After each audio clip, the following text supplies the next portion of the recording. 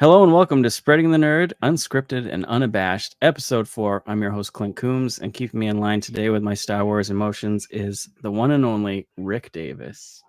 How we doing, sir? I'm doing well. If you're looking for a guy to keep your emotions in check when it comes to Star Wars, I think you got the wrong person. Ah, But good to see you, man. good to see you as always. How's your week been? It was a long one, but Yeah, thankfully we're finally there. Finally at the end. yeah. I'm yeah, like work wasn't too bad and stuff this week, but I felt like really overwhelmed with all the showcases and games because I was paying attention more Mhm. than I usually do and watching more than I usually do, and I was just like, I'm ready for this to be over. There's Yeah, there's so many games. And there's some great ones I'm sure I'm forgetting, and I can't remember. yeah, I'm No with it. idea. And since it's not like E3, it's not like you can just go to one place and it all be consolidated. Right. It's like it's all over the place. Yeah, it's everywhere. There's so many showcases, and then like we briefly talked today. Thankfully, it's not until August, but THQ's got a showcase, Hmm. and in August 2nd, I think. And who knows? Who knows what's going to be between then and there.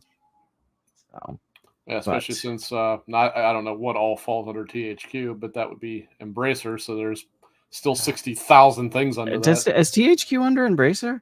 Yeah, I think Oh my god. I think they're one of the wasn't it like well they restructured. Prior to the Mm, restructure, they were one of the like three or four different pillars. Like Play On is the one, which that's the one that Warhorse is under and stuff like that. yep. THQ was one, Mm, and I don't know really. There was so damn many; it was hard to keep them all straight. yeah. I know they said that they have 2 unannounced games, so I'm hoping we get like a Red Faction and a Darksiders. That's what I'm hoping for out of them. I wouldn't But mind seeing Red Faction. I kind of think Darksiders is dead. I don't think we're going to see that again because yeah, I it's don't it's think been a while. I don't think three or Genesis did particularly well. So I liked them, but I don't think they sold well. And I know they have like a fan base or whatever, but not like a strong fan mhm. base type of thing. Red Faction I know has a pretty good fan base, so who knows, maybe we'll get a new IP. I don't Yeah, know.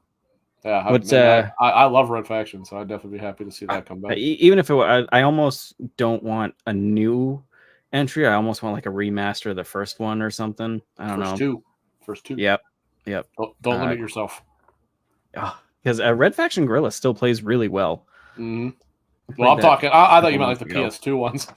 Like I was Oh talking yeah, like no, the that's what I old mean. ones. Yeah, Okay, yeah. yeah. The original Red Faction. I was blown away with the first Red Faction. I remember when you first got like the tunnel gun, not tunnel gun, but like the first drill gun or Mhm. something, and you actually could like make holes in walls. I was blown away. I was just making for like half the game. I was just making tunnels, just Yeah, doing random shit. that was genuinely like insane for the time Yeah, that they were yeah, able to build. It was obviously a linear shooter for those who've never played it before. A yeah, surprisingly long one as well. That game was yeah, long as hell. yep, Um, but then like so long as you were in an area with say rock or whatever, you were on Mars for those who don't know, but yeah, which was the majority of the game, like the area with rock. I mean, you could blast through walls. There were areas where you would be in like an installation, and there'd be like guys hold up on the other side. You could blast through the wall and come out behind them and ah, stuff like that. it It was honestly so it was good. insane. I Um, freaking love and, that game. and then the second one was shorter. The second one actually became more like a almost like a Halo game, but Yeah, it was fast paced and really good. But the yep, destruction in that was insane. Like that was like yeah, Battlefield before Battlefield. yep, for sure. Yeah, I You remember couldn't like like level everything like that, but you could damn near destroy an installation. yeah, It I just think wouldn't I fall apart. remember I don't remember too much of the second one story wise, but I remember there being like outposts outside and you could like destroy Hmm. things and just being blown away by that. It Uh starts with that weird like that dude making like an almost like Soviet Russia like statement, and then like now that you your say it, now squad, I yeah, remember your it. squad of like four No, people. yep, now I They like remember. blow up his statue or something like that. Yeah, it was a weird entry. It was a weird beginning. I mean, Yeah, for sure. What have you been playing this week? Anything good? kind of settled in on a few things. I kind of bouncing around between um, Elden Ring. Mm, I keep trying to see what I'm missing there, and yep, it's starting to get its hooks in me. nice. I don't think I'm ever going to think it's worthy of the reviews that it got, but it's starting to get its hooks in me. And bear in mind, for those who don't, I am a Souls fan. I just don't think that Elden Ring is anywhere near the best of them. Yeah. I've been playing some Starfield, Mhm. kind of, since actually not so much the recent update, but the one before that, I started kind of messing around with it again. And what was the other thing? I don't remember. But then also just today, Shin Megami Tensei 5 Vengeance came out, so I kind of started that and was messing around with that. Oh, she's all installed, ready to go. After this, I'll probably hit it up. Red Beast, that is the idea, but I'm nowhere near Moog. Moog is like at the end game. I can fight Star Scourge Radon right now, but I have not yet done so. And then Moog is, from what I understand, pretty late game. I have seen, fight, and I haven't got that far. Yeah, I have seen people, because it came out like only not only, but like 63% of people who own Elden Ring have actually gotten to the point that they can play the DLC. I saw something like 38. I saw it was way lower than what you just said. What I saw. Oh, really? Yeah. That's what I mean. Like, it was. Yeah, it's like a huge low amount. I probably got my percentages wrong there. But there's a group online, like they started a Discord and everything, and people are going in there and asking for help, and these like high level people that have beaten it multiple times are like escorting them through the game so they can get to the DLC. So that's pretty cool. Like, got like a little community thing going on. Pretty neat. So what I've been trying to do to get myself to kind of like it a little bit more is, I don't even know how to describe this. So I have never been very good. Like, this is a me thing. It's not an Elden Ring thing. This is a me thing.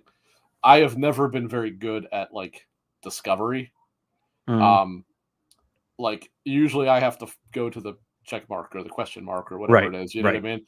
And Elden Ring is decidedly built not to be that way. Like, it's supposed to be like, hey, you find things, and it's not that I can't find anything, but when I get through an area, I'm like, hey, I think I did pretty well, and I'll kind of look something up, and I'm like, gee, man, Christmas, I got 10% of that. I missed all these kids. Some of them, it's like, okay, I get why I missed that. It was one of those stupid illusory walls or something like that. But somehow, I'm like, how did I miss this? I walked right past this cave entrance. Yeah, Elden Ring is freaking huge. Now, I will say, actually, part of what I think has helped me like it a little bit more is finally, after, I don't know, 7 months or whatever it was, Future Press released at least the first of the two guides. Now, they're both out now, but I'm just talking about in general. And I know some people find this sacrilege. I have always found Souls games way more enjoyable when I had like the guide to work off of. Yeah. And Future Press are actually who usually do them. And I don't know. I'm a strategy guide fan myself. You can see him over there. Actually, Elden Ring's right about there. That's right. And Future Press, if for people who like guides, there's nobody in the industry that's better. I mean, they are so absolutely like meticulous.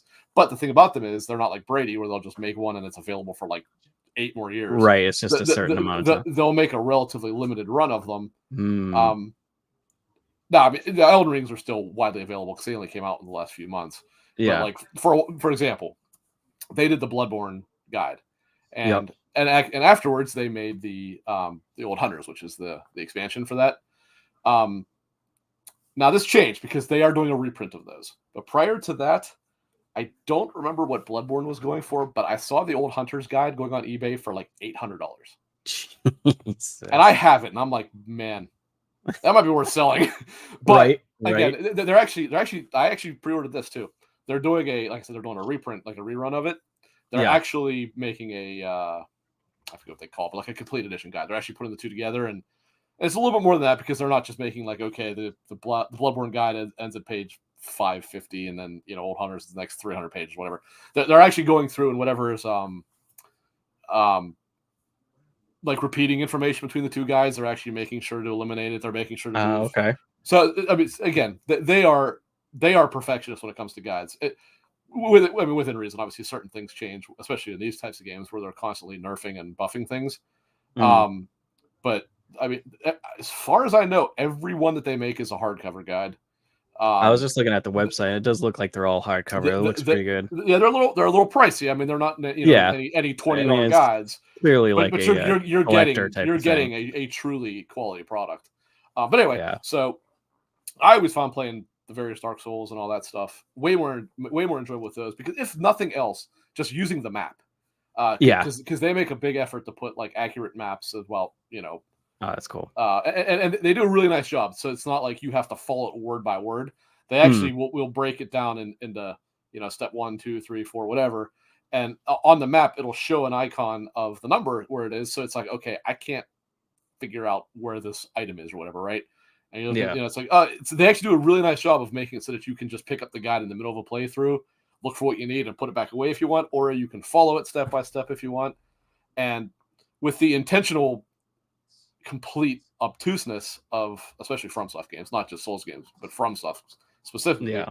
I have actually always found it more enjoyable to play that way. And I've mentioned before my one friend who's like a total From fanboy, and he's even said he doesn't use them, but he's like, I don't fault anybody for using a guide for these games because No, I the don't either. reality is, like, if it's not something you're good at finding things, and I mean, Yeah. especially the Dark Souls games where you there's like 10 different There's so much. triggers to do Y- something. So some of it I don't know how anybody ever figured out without I being know. told. Yeah, usually after one of their games launches, you're still hearing about secrets being found Mhm, like years later, which mhm, is cool, but at the same time, like I'm with you as well. Like I want to know where to go, type of thing, mhm, for mhm. sure. But it's kind of helped a little bit. Like I discovered I was missing. So for those who know anything about Elden Ring, I had finished Limgrave or whatever it's called. I finished the area below that that's kind of optional. I Hmm. finished I think it's called Lunaria of the Lakes. I went through, me and my friend call it Hogwarts. It's like a magic school. And I did some other things, and I was in Caelid, which is where you do encounter Star Scourge Radon. And I'm like, God, this is that area that From just insists on putting in their games, that Yeah, everything is dead and it looks like shit and it's terrible. And I don't want to do this. And then I looked and saw something. I'm like, I missed an entire like whole western half of yeah, Lunaria of the Lakes. And I'm like, so I was like, okay. I went back and started yeah, checking that out. There's this whole like manor in the northern part. I'm like, wow, how the hell did I miss this? So I kind of was walking through that. I don't like the enemies yeah. there. There are these like hand-looking spider thing. Like they're weird hands that are like they're two hands together with like all these fingers. Yeah, I think I remember seeing them. Okay, yeah. It's like, okay, Yeah, that's not that number one. That's not good design. And number two, they're yeah. not fun to watch or anything. But Yeah, Red Beast says in chat, I no longer have time to wander in games, even if I wanted to. So I appreciate a guided hand when needed. You still have to fight the battles. It's very, very true. Yeah, there's days when I'm sitting down playing a game where like I have a certain amount of time that I can play, and like I want to get past this part. So yeah, I pull up a quick, mhm. how to on the phone or whatever, and because yeah, the time is limited. I'm not 14 in my room with 20 hours just to do nothing. So, Yep. but yeah, yeah, I should get back into Elden Ring. I was thinking about it, but I don't know. This just so much. And then we got Shin Megami Tensei in the mail today. I also got Monster Hunter Stories, the remake on that, which I put on my ROG, and I played my ROG Ally, and I played that today, and it was perfect. It ran at 60 frames at like 1080p. Looks great, runs great. I came home and I tried playing it on my PC on my ultra wide, and it does not like that. It's like it's not made for Mm, ultra wide whatsoever, so it like mm, stretches it right out. So I could window it, and I'm sure it would look fine. But I'm pretty sure I'm going to stick with that on my Ally while at work or whatever. But mhm, what else did I play this week? A little bit of Call of Duty, nothing too crazy, just to pass the time. mm. Some Yeah, Final Fantasy 14. I have no idea why I can't remember what the other game I was playing is. There was like three games that I was rotating, and then Shin Megami came in, and I can't remember what the hell the other one was. Yeah, I was trying to think because I know we talked during the week and stuff. I'm trying to think of what else you said, but I can't remember. You know what? I need to get back to Stellar Blade too. Well, I have As been well, playing that off and on, but that's not actually it. There was right? something else I was playing. I know it's too busy, Clearly, especially with whatever all it the. is, it's really got me It didn't enamored. leave a good Yeah. leave impression. So what I'm thinking. I know we want to talk about Star Wars, and we know we want to talk about kind of like the showcase, pick our favorite Mm, games, or kind of briefly touch on the Xbox showcase. I'm thinking we should start with Star Wars. So we get that out of out of the way. yeah, we might as well just piss ourselves off right out of the gate. And like I said at the beginning of this, like to keep my Star Wars emotions in check, because I will fully admit I'm one of those people that if there is Star Wars content, you can force feed it to me and I will most likely like it, and I will find some way to enjoy it. And going forward, like with what I'm about to say, it's not that. I guess there's not really any nice way to put it. Like, oh, it's not their fault or whatever, but it totally is. And I am so upset with the Acolyte in so many ways, and it's not for. On paper, it's a grand slam. Oh yeah, it's like and in practice, yeah. it's low A And when I ball. saw the original trailer, I was like, this could be awesome. This is great. The back, starting it way back, and Carrie Ann Moss is in it, and I forget his name, but the South Korean actor, I believe he's South Yeah, Korean. I don't even know what his name. South Korean is correct though. Yeah. But he's in the first thing I ever saw him in, of course, was Squid Games, which I'm not sure if that was his first thing, but I absolutely loved him in that. And now he's in this, and he is literally the only thing that is probably keeping me watching this. is Soul. He's undoubtedly the best character in the show, and it's not even a debate about that. But right, and there's times when the writing is halfway decent, he pulls it off as like a great master, and like someone that you would follow and stuff. He does a remarkable job of conveying like patience, and by that I don't mean for the show, but like for the character, like as a Jedi master that's supposed to be training younglings and stuff like that. He's perfect.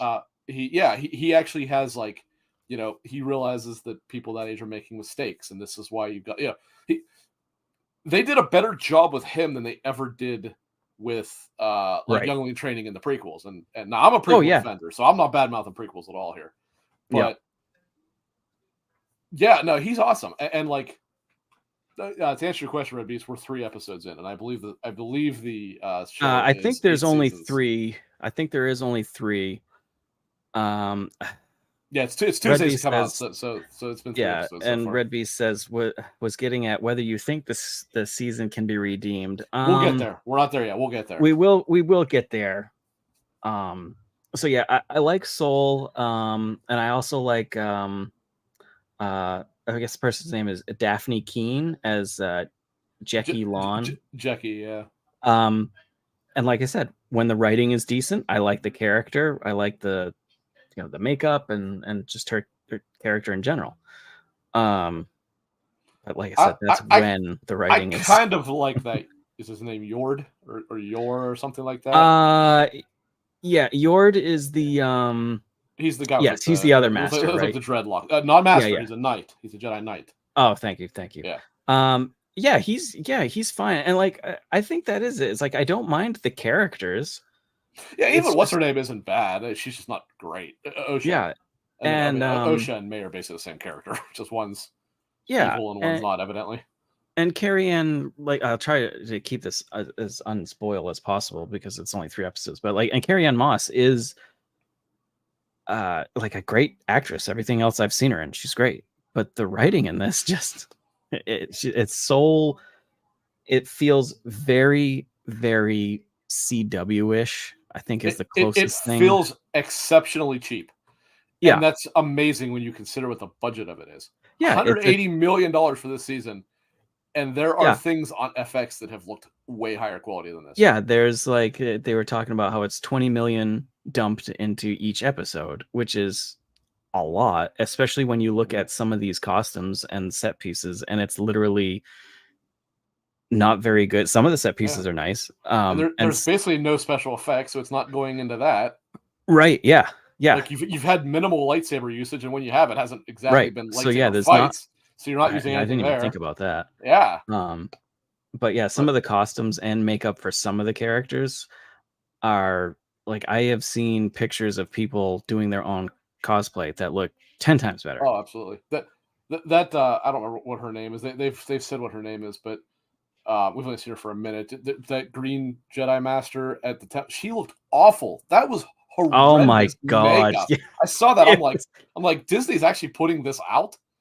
Like if I was Kathleen Kennedy, I'd have been like, hey, edit that and remove every scene that character's in. Because we do not want that. That just It just And looks then abysmal. It looks like something like, you watch like a YouTube video where someone made like, lightsaber at battles for home, fun, and they yeah, look at better than home, that. It's like, yeah, what is this? yeah. Like you said, I've literally seen fan made Star Wars stuff from like a decade ago Mm-hmm. that looks better than this. So like Mm-hmm. you said, I don't know where this 20 million is going to, because a lot of the actors here are like, no Unknowns. offense, like Yeah. no name Yeah. unknown people, so that it's not going to them. And So, the ones who are known are in it so little that it's not like it's going to them. right. Yeah, I think the biggest thing for me is the writing It's awful. and Oh man, it's the so bad. acting. It's so wry. I don't even know if that's the right word. It Like, feels forced, for lack of better words. It feels very forced. I'll give the acting, I don't want to say a pass, but I'm willing to give it more of a pass, because Yeah, with some of that script, it's like, man, I don't care you anymore. can't. What Yeah, what you can can't. you do with that? Yeah, All there's not right, much you can do. so for those who have not watched it, here's a very general synopsis of it. So this takes place 100 years prior to the movies. It takes place in the High Republic era, which, for those who don't know, this was the Sith still existed, although the Jedi did not know it. They were in hiding and thought to be Right. extinct. The Jedi were basically in full power, starting to get kind of fat cat, arrogant. We're unstoppable. Blah blah blah blah. And the general gist of this is there's a character named Osha. If you've seen the trailer, she's the young black girl with like the dark dreadlocks, which usually you saw May, but I'll get to that in a second. And she is a Jedi who left the Jedi Order an ex-Jedi who left the Jedi Order on good terms. She left because she wanted to pursue other hobbies or whatever. And the show starts with a girl who looks just like her, named May. I won't get any more details on that, although it doesn't take a lot of brain cells to figure out the connection there. I figured it out within about 5 seconds. Right. But it starts with her basically assassinating a Jedi, and that's where it begins. It starts like everyone starts wondering what's going on, and the name Acolyte is referring to May, who is being tasked for various reasons to kill 4 existing Jedi who have a past connection, but she is being tasked to do so without use of weaponry or combat. She uses weapons to extent, but she's basically an assassin, right? And the idea is she is not supposed to engage them in open combat. The reasoning for that is somewhat nebulous. I imagine it will be revealed later, but as of now, it has not been revealed why that is specifically what she's been tasked with. And so the first episode is basically introducing you to Osha, introducing you to May and what's happening. The second episode is kind of catching everything up to current things. And then the third episode, and so up to this point, the show has promise. It's like, man, there's some definite issues here, but it's a fantastic setting. Like, that is really a really good setting. Oh, I love the setting. And the idea is really neat. Like, it is a cool idea of, the reality is, when all is said and done, and this is a guess, but it's an educated guess, it seems like it's leading to what specifically is causing, or excuse me, what led to the Sith being able to make their reemergence. They still remain mostly in hiding up until Palpatine. But as we know, prior to Palpatine, Darth Plagueis, if you had ever read the books, which I did not, but I looked what happened, he actually does amass a fair bit of power behind the scenes. Yes. And he wanted to remain behind the scenes. Palpatine was the one who decided to go full bore and obviously take over the Empire and all that stuff, or create the Empire and take over and all that stuff, as well as Maul existing and all that stuff. But we're before them. Now, I don't know what Plagueis's history is, so he may not be alive yet. My guess is it's probably before him, but I'm pretty sure. This seems like it is leading towards this is the first step in how the Sith slowly begin to retake power and start to work behind the scenes. There is a master. We don't know who he is at this point. He's mysterious. I have a guess. The internet has some other really stupid guesses from what I heard, and I'm like, yeah, that's insanity. But that's where we are. So the point is, the Jedi soul that we mentioned, as well as his Padawan, Jeki, is that right? Yes. Something like that. Yeah. Her Yeah. and then another Jedi Knight named Yord are investigating that assassination, and then Yeah. things are playing out from there. So again, up to this point, it's like, all right, it's really not quite there, but it's getting there. Then we Right. get to episode 3, which is, I mean, let's not mince words here. The train went right off the tracks with this one.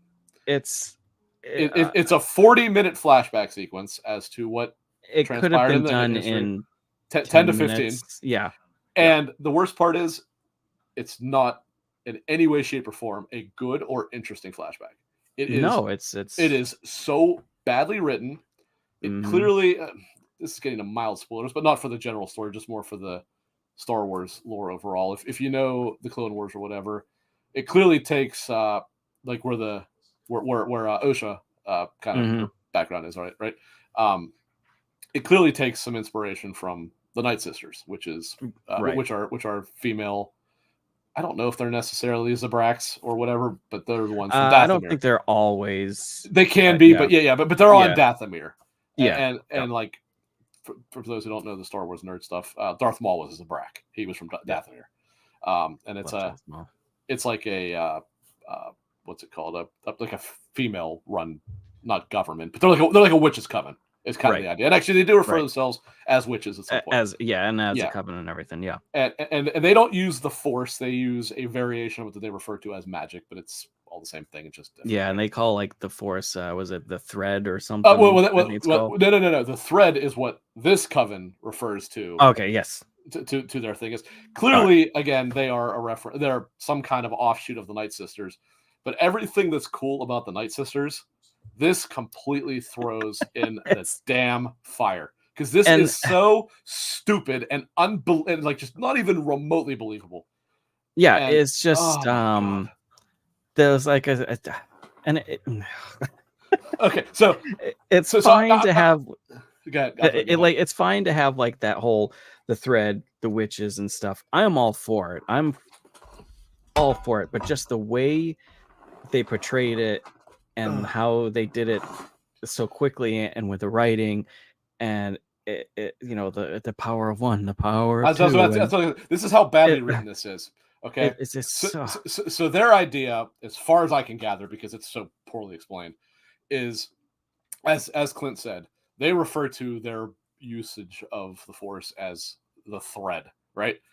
And there just seems to be, you have one person who uses it, then you have two who uses it, and that makes it more powerful. Then you have the many who use it, which is the most powerful. Here's the thing about it, though. The Anastasia, I believe is her name, the leader of the coven. She basically overpowered, like when they're showing how this thing works, right? Yeah. She overpowers the one person. Okay, fair enough. Then two of them come out, and she overpowers them without even trying. Like, it's not even close. Like, it's not like she struggles. She just really easily overpowers them both. Then they talk about the many, and now that never really gets there, but it's pretty clear she's going to overpower them. And then the true fact, the true example of how you and me could have written a better script for this happens when they have this ascension ceremony, and all the witches, all 12 of them. I mean, it's this tiny little coven. So even of the many, there wasn't that many to work with in the first place. They do this cheesy little chant where they go, the one, the two, the many. And that's actually what it sounds like. It is so corny and so ridiculous. And I hope your computer doesn't blow up right now. I know, right? And I think it might. So I won't go any further now, because what happens after that is definitely like story spoilers, something like that. But it's like, there is nothing about this entire flashback sequence that was even remotely believable in terms of, okay, I can put aside my preconceived notions and accept this is what it is. It doesn't make a lick of sense. And it does not make any sense how anybody said this should be an entire episode. I cannot fathom what anybody was thinking here. I don't know. Like we said earlier, it could have been wrapped up in 10 to 15 minutes and would have been more effective. You would have created less plot holes if you'd have done it that way. Honestly, yeah, because without giving away spoilers, there's like towards the end of that episode, like you have things that happen and you're like, how did this happen with all these people here. It just doesn't make sense. It's so frustrating because now I realize the internet hates everything. The internet Right. especially hates everything Right. with Star Wars. Yeah. But the reality is this is proving to be immensely unpopular when I think this show had a chance to probably be one of the most liked things they ever did. It's just Easily they could have have. the direction that they went. It's like, and we've talked about this in every single frame of this show. This is hard to quantify, but you can sense an immense amount of arrogance from the writers and the showrunner and all that stuff. Right. And it's like, you haven't earned this. Right. You got to prove that you can be arrogant, and they haven't Yeah. proven that. They're proving, in fact, why No. they have no right to be arrogant like this. Because I said this to you, and I'm not being hyperbolic. That episode was probably the 40 worst minutes of Star Wars viewing I've ever seen, and there has been some bad Star Wars viewing, like I think the odd episodes of things here and there. It was truly that bad. That episode, if I had to rate it on a 1 to 10, I'm not exaggerating. I'd give it a 2. And it only gets 2 points because it turned on. Honestly, it really is easily some of the worst Star Wars, which hurts to say because I can usually take any Star Wars content and find something good in it. I couldn't find anything good in this episode. No. The writing was horrible. The characters were horrible, except for Soul. Some of the stuff just didn't make sense at all. And it's just like, and again, back to the sets, like it makes it look like the whole city is as big as this room. Yeah. It's like, what are you doing? Yeah. People have done way more with 10% of that budget. They have done way more. And I just don't know what they're doing. The only thing I can hope is maybe the last 4 episodes are just absolute banger after banger. But at this point, I'm not believing that's our case. The thing that sucks is like people were dogging the first 2 episodes, and I was like, they're not good, but I'll take them. And there was still something there at least. Right. And then they were saying episode 3, like there was a couple online people that have seen it already or whoever, and they're like, online episode 3, that's where it's going to get your hooks in you. And 0 hooks. What hooks were in me got ripped out aggressively. It was because and going back to the first 2 episodes, is the plot. I think when I said it to you, I think plot armor, if that's the best word for it, but the Jedi are supposed to be overlooking this place, keeping watch on it, and they have the person of interest inside is very interesting. It's a person that needs to be watched or whatever, high caliber, and they have one Padawan watching it from across the street, and it's middle of the day, and somebody walks out, and then all of a sudden the person that's in the store or whatever is just like, oh, middle of the day, guess I'm just out of here, and goes down the alley with no problem. What did this just happen? Literally hit around the corner. That's it. Yeah, hit around the corner, and then they go, oh no, he's gone. Yeah, you can hear him in the background. They're sounding the alarm. They leave. It's like, you guys are the worst investigative detectives ever. So even with the first, I think that was the second episode. It was I can get past that because there's been some stupid stuff in past Star Wars, but then it gets decent. But man, this one, and then I guess going back to Red Beast, what did Red Beast say? It was you think the other season will be redeemed? I don't think so. The intrigue is there. The possibility is there. But with the way the show is made, I'm not so sure it's going to happen. And that's the thing. The intrigue's there because I still want to know who the master is. I still want to see why. Because the Acolyte is being sent on there.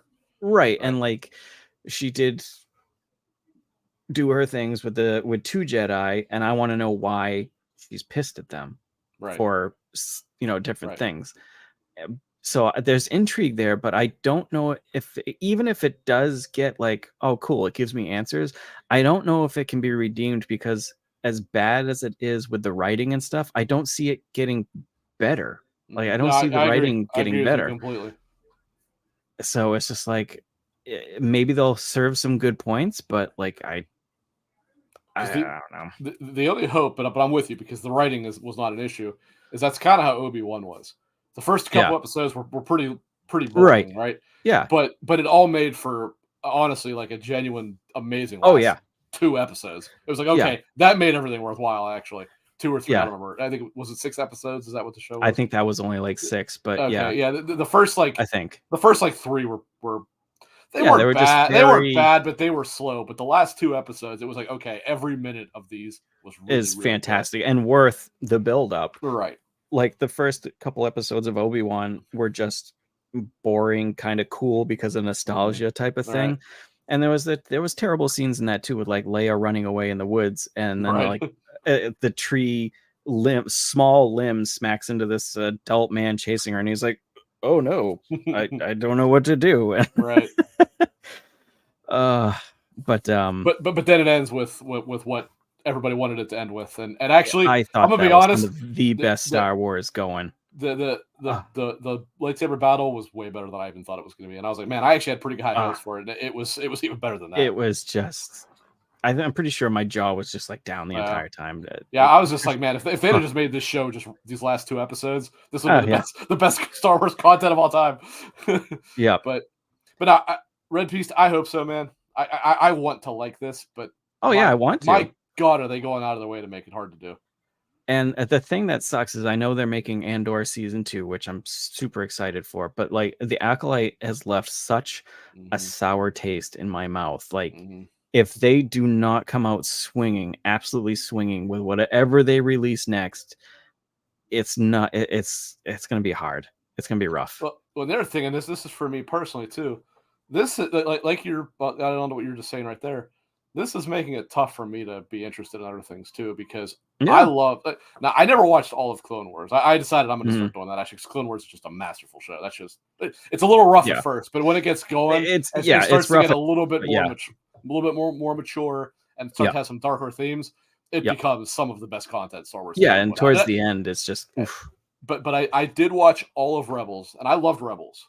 Yep. I did not watch Ahsoka, and I'm like, all right, hopefully this will get me a little bit more interested in Star Wars again, so that I can watch Ahsoka, because I love that character.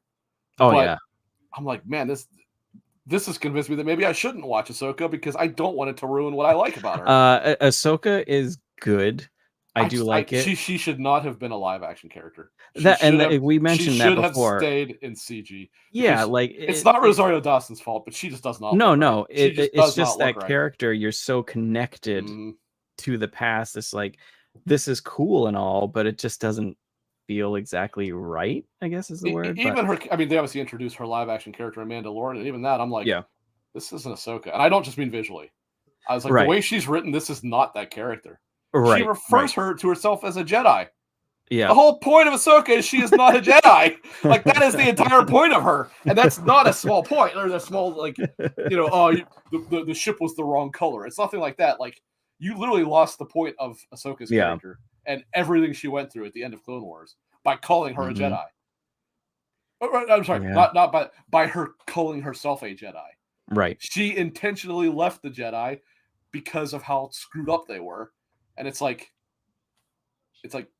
maybe you shouldn't have used her at all, right?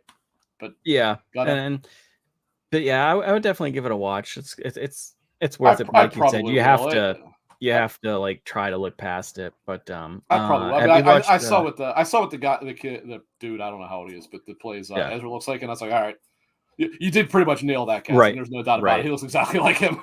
Yeah. But and then a Bad Batch is good. I like Bad Batch. I do need to watch that, but I want to watch Clone Wars first. Yes, you definitely need to watch Clone Wars, because I know all those characters are introduced in Clone Wars. Yep. Yeah. But I will say I think I told you I loved Tales of the Jedi. I haven't watched that yet. So Tales of the Jedi is awesome because it tells a story. It tells a story that you don't have to know. See, that's the other thing now is everything now you have to watch this. You can watch this. You can watch that, and then you can watch this. Yeah. No, this is not Marvel. Don't do that. Right. Tales of the Jedi. It tells you a cool little side story. That's like, hey, this is cool, filling in the holes, but it doesn't affect. Not knowing it before, it doesn't affect anything because it's just a standalone story. It's not a story. It's a couple different stories, but specifically about half of the show. It actually tells us the story over the matter of probably 20 or 30 years. You actually get to see Dooku when he was a Jedi. Oh, nice. You see him as a Jedi, as Qui-Gon's master. You see a young Padawan Qui-Gon, and you specifically see, because obviously they say that he was a Jedi master. It's like, well, why all of a sudden now is he a Sith? And it doesn't show. Actually, I guess it does. It shows the events that but again, it time skips.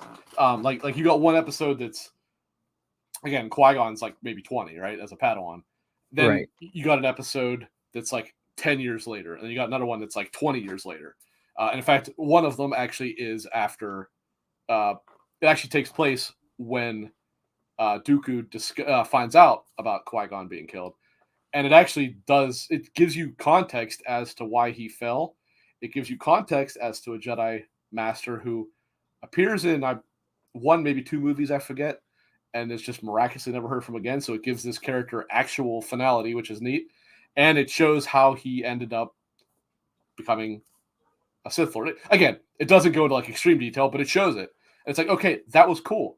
That's how you do that. You fill in the holes. Everything, right. Everything still fits in the canon, and you didn't have to watch 10 other freaking things to understand what was going on. I hope that's. I mean, that is kind of where it's heading, obviously. But yeah, it sucks with.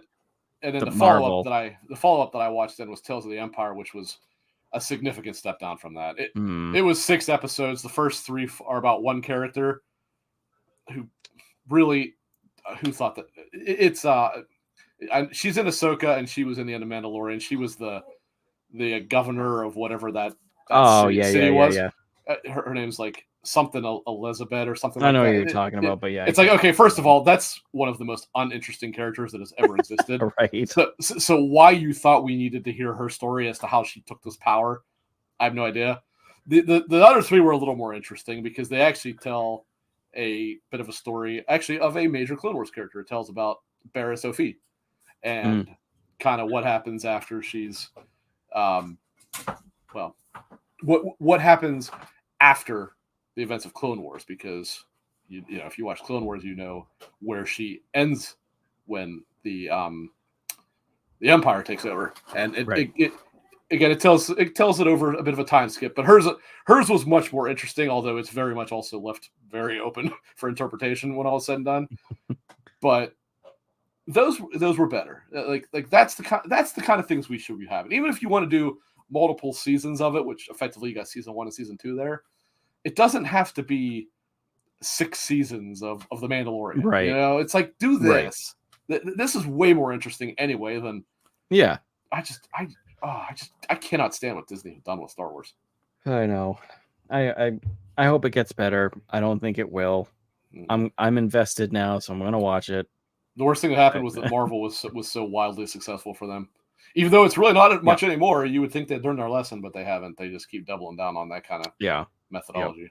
And that like we were saying before, I hate how you have to watch like not even. I'm trying to think. I haven't watched too much of the Marvel series stuff because 70% of it isn't good. So but then a movie is released or another series is released that I'm kind of interested in, and they're like, oh, if you want to know the whole thing, you need to watch this first. I'm like, but I don't want to watch that because I've heard it's shit. I refused to watch Mandalorian season 3 because you had to watch stupid ass Boba Fett to make any sense of it. And I'm like, I don't want to watch Boba Fett. Like if you made something good about Boba Fett, okay, I'll watch it. I don't care about old man Boba Fett. Like, that's stupid. Yeah. Like, it was okay that he was introduced in Mandalorian. Even though, I'll be honest, I didn't think Mandalorian season 2 was even very good. I thought the first was pretty good. I thought the second was kind of shitty. I loved the first season. Yeah, and I know everyone hated the third, and I'm like, you lost my third interest. Was, I just don't care. I don't think I actually finished the third. I don't think. Yeah, I don't think I did.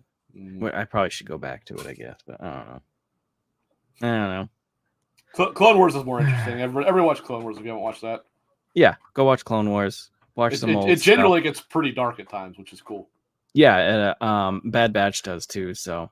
Oh really? Okay, that's cool. Yeah, and I know we talked about it briefly because I think I'm pretty sure you said as well, but I think we're one of the few people that actually loved Solo or really enjoyed Solo. I love that movie. I thought it was great. Yeah, I thought it was fantastic. But there's like a 10 or 15-second part in there where it shows Solo with somebody else like in the trenches fighting, the Empire and stuff. And I'm like, this is what I want.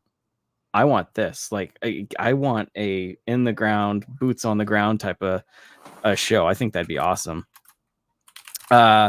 Silicon says, "Did I miss your game of the showcase?" Or it's all been Star Wars so far, but I think we've beaten the horse enough. Yeah, we've exhausted that one.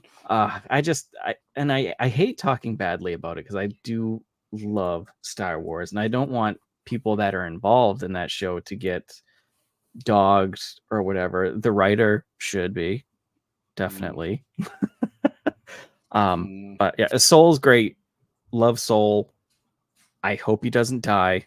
I think he will. Yeah, he's not surviving this season. But because he is what's keeping me in it. He is honestly a fantastic character. He is. The actor portrays him really well. So watch it for that, if anything. Did you know that guy? I read about this. When he got the role, was offered the role, whatever, he learned English in 4 months for the role. Yeah, he learned it. That's insane. He didn't speak a word of English. Yeah. He learned it for that, and he did it in English. 4 months. And Korean and English do not translate each other very well, as nerds are well accustomed to. Yeah, and it's not an easy transition to make. Yeah, and especially when English is literally one of the hardest languages to learn. So good on him. Yeah, Acolyte. Last episode, fucking 1 out of 10. First 2 episodes, like 5 out of 10. I would have given the first 2 about a 6. Like I said, the last one, you're right. I'll probably give it more of a 1 or a 2. Yes. The last one dragged that down to like right now. I'm at like a 4 on that show. Yeah, I'm invested, but no. Anyways, going forward, let's see. So we had the Xbox showcase. We didn't cover that one like we did with the other ones where we immediately kind of had a show right afterwards because honestly I was kind of burnt out. Me too. which sucked because the Xbox showcase was phenomenal. It was the one to actually do. It was the one to cover, and and we didn't. But whatever. We're here to have fun, and then immediately after the Xbox showcase, we watched the fantastic PC gaming, which was just. Thank God there was a chat because they at least made it bearable. The chat that we were watching on YouTube Live was just out of control, off the hook, which they were unhinged, made me laugh. Hilarious. Yeah, which made me laugh, and then of course me and Rick were going back and forth laughing. So that's the only thing that got me through that because PC gaming was a little over 2 hours. And there was maybe a combined total of 5 interesting minutes in it. Yeah, it was all. Like show some indie games. That's fine. But it's a PC gaming showcase, and literally they showed off maybe 2 games that had decent graphics. It was all voxel or 8-bit, 16-bit indie games, and indie games can be great. Don't get me wrong. They're fantastic, and honestly, they've been the highlight of this year for a good portion of the games released. But like 90% of those games did not interest me in the least. It was fun because you could see when something actually interesting was shown, because everybody in the chat would be like, "Wow, finally something that actually looks kind of cool." Like, it was all you saw. It's like, "Wow, actually something looks good finally." Yep, and then the one game I was looking forward to that was now I can't remember it. It was like Stormgate or something, which is supposed to be like a Command and Conquer StarCraft mix, and it finally got showed. And everybody was like, "All right, here it is." And then at the end, it's it's free to play. And I was like,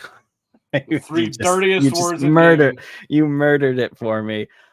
So out of the PC gaming showcase, for some reason, they showed a trailer for that oil rig horror game that is a Game Pass game for Xbox. Still Wakes the Deep or something. Yeah. So that looked good, and that was probably the highlight for me. Why that wasn't at the Xbox showcase, I don't know. Speaking of that, what the hell was that Xbox Game Pass commercial that was on during that? Do you remember that? I remember a weird commercial. I don't remember. We were making fun of it during the PC game last one. Yeah. It was like I remember making fun of a commercial, but I don't yeah, remember what the commercial was. It didn't make any sense, and it's like, why is this at the PC gaming show? Like, why wasn't this on Xbox or whatever? Yeah. But yeah, PC gaming show had nothing for me except Milk. Still Wakes the Deep. That was it. Xbox Showcase was phenomenal. Banging. Absolutely phenomenal. There were so many games there that pulling up like oh my god, it's so bright. I've seen some people list here. say that they thought it was maybe the best like E3 style showcase of all time.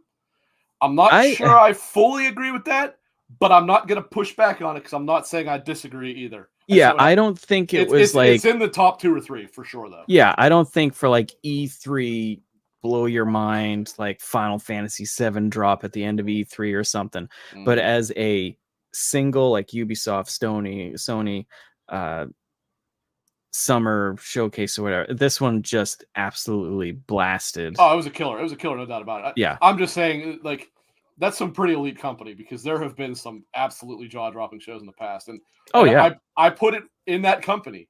I would have to think long and hard if I would give it number one, but yeah, I can't. There's only one show in my memory that I can think of that maybe I would consider better, and it was only just. I don't remember what year it was, but PlayStation had the one where they did reveal the Final Fantasy VII remake project. Well, not project. They were confirmed the remake. But that show by Sony, that's when they had a real leader, Sean Layden. Right.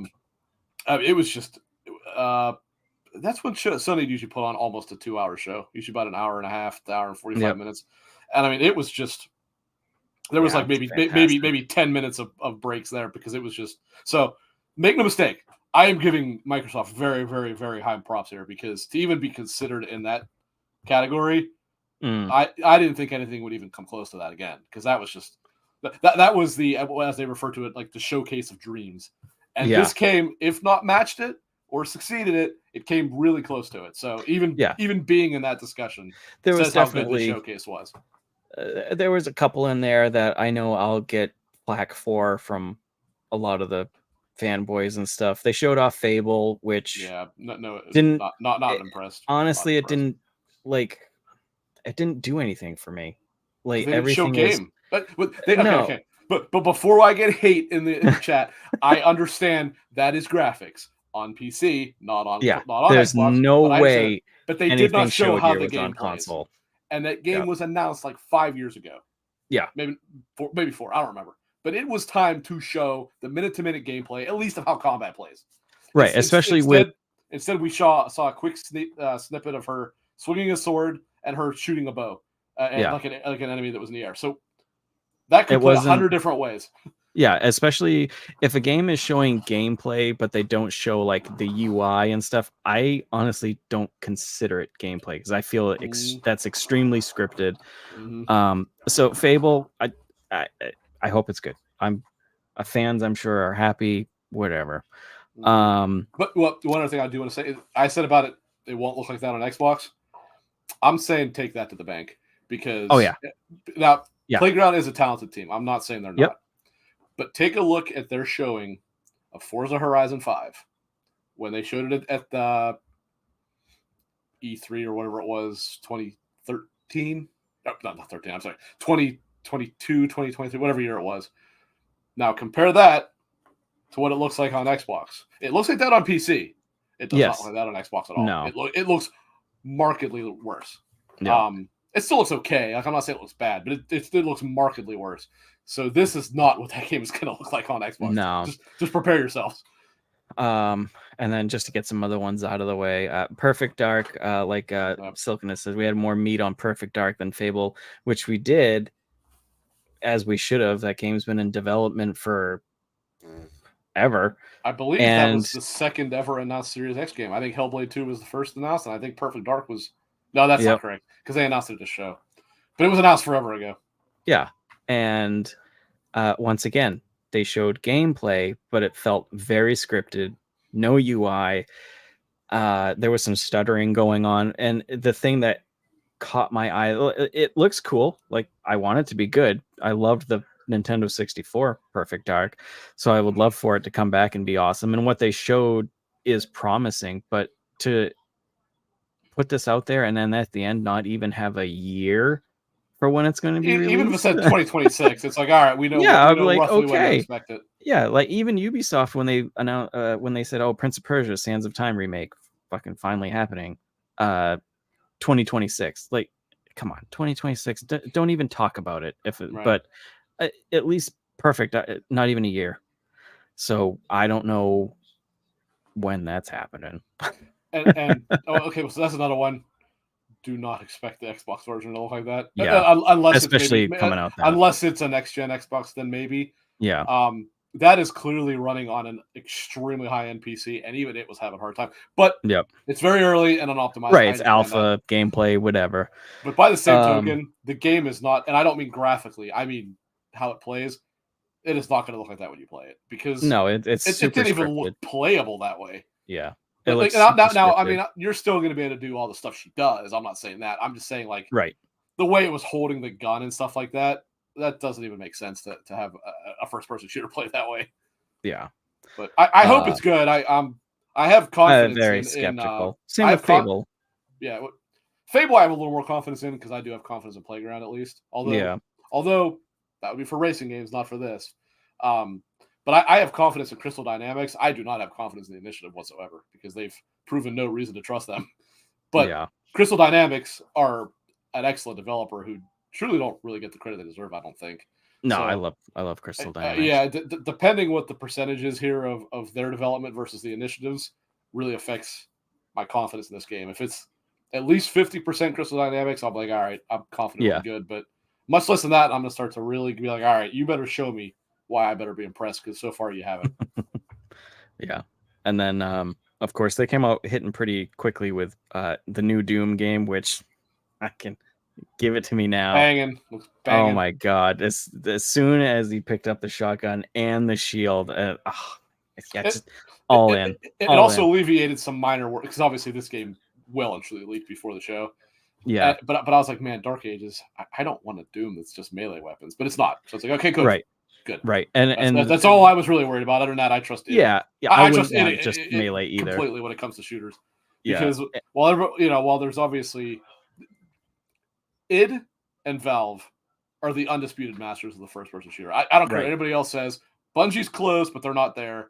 And nobody else is even the same argument as far as I'm concerned. Those two are the masters of the first person shooter. No, I'm definitely with you there. Like Half-Life 2 to this day, when you boot it up, it still just feels fantastic. It just feels right. And that's usually the same way with the ID games too.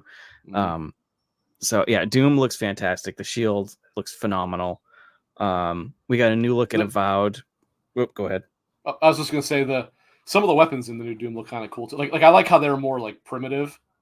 Like the one, I don't remember what it was, but there was a gun that shot like fragments of like a skull. And that was cool. Like the skull was getting like turned up, and it was kind of like a machine gun. It was like a chain gun. Yeah, I was like, that's awesome. That was awesome. Yeah, that one's gonna be a good time for sure. And then they did have like a flail in it too, so a good mix of melee and ranged weapons. And the shield looks like it's meant to be like the progenitor of the chainsaw, which I think is a kind of a cool thing. Actually, that's a neat touch. I kind of like that.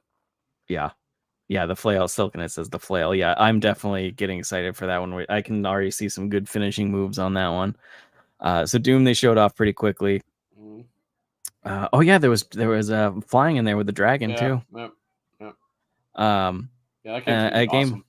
Yeah, a game I'm super excited for is Avowed, and I was excited with the last trailer, even though that was kind of like very meh, even to me. But I love Obsidian, so. But this one looks really good with the updated graphics. Combat, they showed a lot more combat, which looked a lot cleaner. So definitely excited for this one. Particularly in the... Oh, I'm sorry, go ahead. What's that? Oh, I was saying particularly in the, whatever they call those, like the developer deep dives or whatever. When they had Carrie Patel, who I think she's the studio head. She kind of showed, like she's put right off the bat before they even showed it in that. She said, we're going to show you how much we've worked on because the biggest complaint originally was how it looked like when you were swinging something, you were just swinging straight through it, right? Yeah. With no feeling of contact, no resistance. And she basically said like, yeah, we really addressed that, and you're going to see here, kind of like what they did. How did you watch it or no? The was it 25 minutes or whatever? Did you watch it? I like kind of like beep beep beep beep beep went through Okay. it a little bit so that catch little bits here and there. Yeah. So when they started it, they intentionally had a character who they had not upgraded their weapons. They were still using like really low level weapons. They were fighting like these mushroom dudes or something, right? And when they attacked, they would swing the sword and it would like get stuck on them and then go through. And it's like, that looks terrible. And she even said, she's like, just wait. Just wait. Then she went and upgraded the weapon, and all of a sudden we're natural. It's like, okay, that's cool actually. So it's made so if your weapon is not strong enough, it actually is like affecting the flow of how you're attacking. Yeah, that's awesome. That's actually cool. Like that's a cool visual feedback. That's what we wanted that was missing in that whatever developer director whatever it was in like January. Yeah. And it definitely looks better. I was never particularly against the art style, although it looked really emphasized when they showed it the next time. Again, in that developer director, whatever they called it. It looks like it was toned back down again, or maybe the other one just didn't show it right. But it still has kind of a somewhat whimsical look to it, but not like cell shaded, which is almost how it looked in that other one. I'm pretty interested. Actually, I was watching it. My wife was like, "Oh, this actually was kind of cool. I want to play it." And I'm like, "Well, we'd have to get you an Xbox." she has a PS5 in the living room, I it might, just because of how packed the fall is now, it might be one of the ones I wait a little bit on to play, but it's definitely one I'm going to play for sure. And Silkina in chat also says, one criticism I'd have is that they kept a lot of good stuff in the deep dives instead of putting it in the show. And I was like, whatever on the deep dives. And then, like you said, Avowed got a lot more attention, or not more attention, but more detail. And I watched the Indiana Jones one today. I haven't watched that one. There is a good amount of new footage in there that shows off like jumping and scaling and stuff. And I'm like, this looks amazing. Like what they showed, going back to the showcase, going back to what they showed in the showcase, was my heart was like so happy with the Indiana Jones trailer, because whoever Machine Gun, it's Machine Gun, right? Machine Gun Games. Machine Games.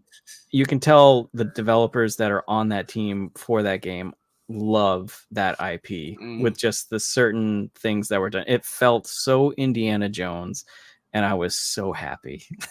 yeah, actually, something I specifically mentioned, because it's like, okay, that 2 little second thing there showed me that whoever this is, they understand that IP.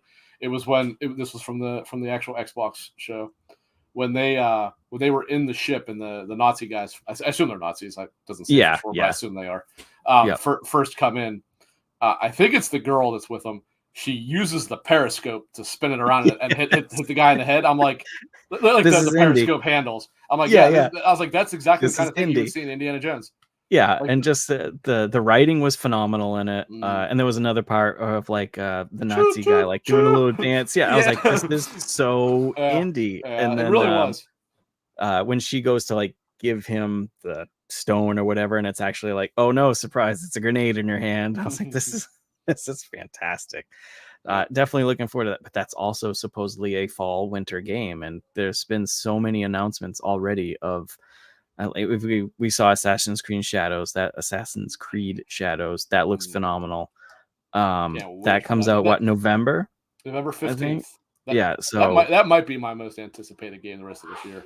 Like I haven't like, there's a lot of good stuff. I haven't seen anything. Well, I guess Kingdom Come Deliverance too, to be fair. But outside of that, like I haven't seen much else that really like surpasses that, because I think Shadows looks absolutely awesome. I think it looks really good. And then of course Ubisoft was the day after or whatever, and they did a good deep dive of the skills and stuff like that. And that like both characters look actually fun to play.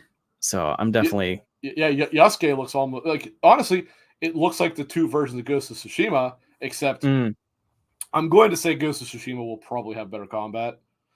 But Ghost of Tsushima's stealth was never very good.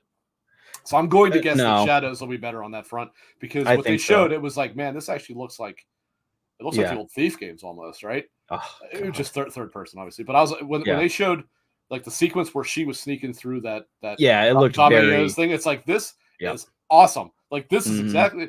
I mean, it's still not quite the social stealth, but it's like this is at least good stealth. This is Right. what we wanted, and it was enough to be like, yeah, like Yasuke looks cool and he looks really fun to play. Yep. I think I'll be doing most of the missions where you can choose as Nae because she Yes. looks awesome. As soon as we get like they're paired together and then you can choose. I'm definitely will play her more because I love the whole. But that's no disrespect to him because he does look cool as hell. Oh no, he looks fun to play, and it's I just love that looks how, like really good stealth mechanics that she has. Yeah, and I love how when they were doing like finisher move or whatever, it kind of like went with black and white and the red blood and stuff. I was like, that's awesome. I'm definitely excited for that. He uses, I forget what it's called, but that Japanese spiked club that's just brutal. Yes. It's like, I thought I read that they said that he had 3 weapons, and they only showed that, and they showed the katana. I thought he had a hammer or something too, but I wouldn't be surprised. They didn't show it there. Something I noticed, and I did not expect this. So, did you watch that whole? Yeah, that was in the Xbox show. That's right. Yeah, that was in the Xbox showcase. Towards the end of the sequence when they were playing as him, when he pulled out the katana, did you notice he seemed to have different stances? That surprised me. Because he initially started by like holding it up like that. Then he had one where he was like holding it down and then kind of just like you're more across the body. That's true. Like, and I mean, obviously there's stances. So yeah, that would be cool if he did have different stances for like different enemy types or something. That'd be cool. Yeah, I did not expect that. I assumed it would just be you had 3 weapons and they would all be fairly basic. But I guess to be fair, they're probably trying to find a way to implement how Origins, Odyssey, and Valhalla had multiple different weapon styles. They're lower, different types of weapons. They're more simplifying that with him having 3 weapons than her just having the katana and which I am all for. I believe is the name of it. That seems to be her only 2 weapons. Plus, they both have bows and stuff like that. He also has a rifle apparently. I think so. Rifle. I think there was like a quick scene. Yeah, he does. I don't remember him using it in that, but they did say he definitely does. Yeah. But no, this game looks awesome.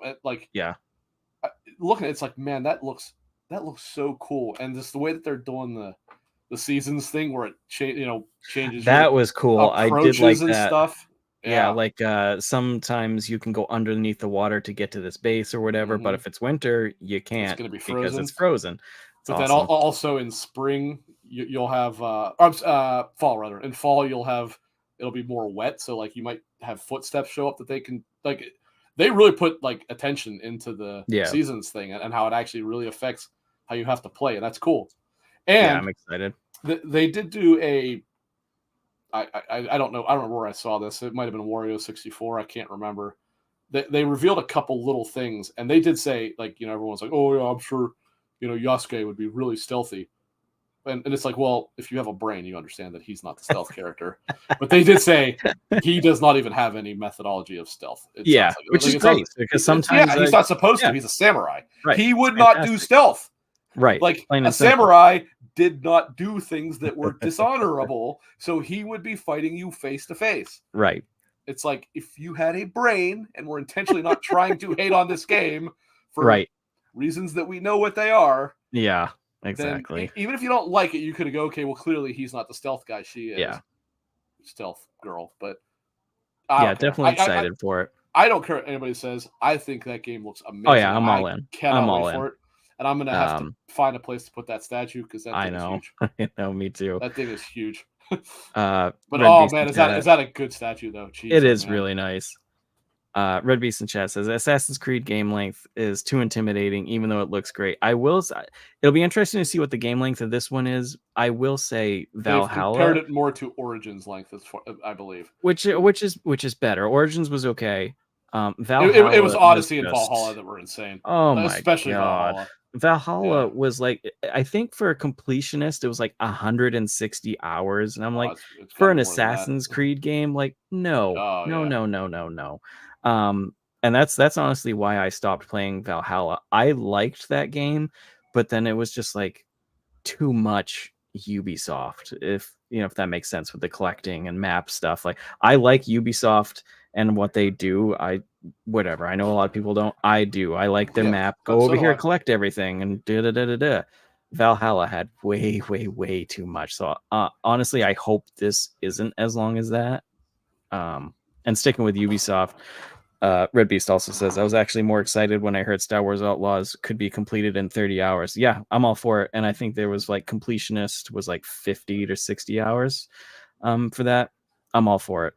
Yeah, That that's game looked good. phenomenal as I, well. I saw a remarkable amount of negative write ups from, but when I read it, I'm like, okay, so what you're complaining about is you don't like games like this. So Right. why are you writing about Why it? you're writing about it. Why are Yeah. you doing the playtest? Why don't you find Yeah. someone who likes games like There this was and be like, hey, okay, if you don't like Ubisoft games, you're probably not going to like this. But if you right. do, no. Instead, all they Right. did was go, oh, it's really trite and boring. And it's like, I'm so Yeah. tired of that. I I know. really am. There was a game that was released. I can't remember the name of the game or anything. All I remember is that it got a low score and everybody else liked it. It was PC Gamer. I can't remember the name of the game. It was a game that relaunched last year to very well everywhere. And then PC Gamer gave it like a 4 or something. And it was clearly the guy played like an hour of it and just didn't like that style of game. And it's like, Was it then Sister don't do Shock, the maybe? review. I can't remember. Because Sister Shock was reviewed pretty well, but I don't know. But anyway, you gotta wonder what these publications do. It's like, look, I'm not saying you pick someone who's going to be a dumb fanboy and immediately like it because of what it is, right? But you don't find put an in your between. You don't put your sim racing guy on a Japanese RPG. That's just that's not going to work. Yeah, and like, yeah. When I read what like Eurogamer, for example, was very scathing. I don't like Eurogamer, but I wanted to see what they said about Outlaws, and I read it, and I'm like, every word you're saying to me is no complaint whatsoever. I'm absolutely fine with everything you're saying. Yeah, I'm super excited for that one. And then I thought for sure they would go into it when they were showing off Outlaws, but I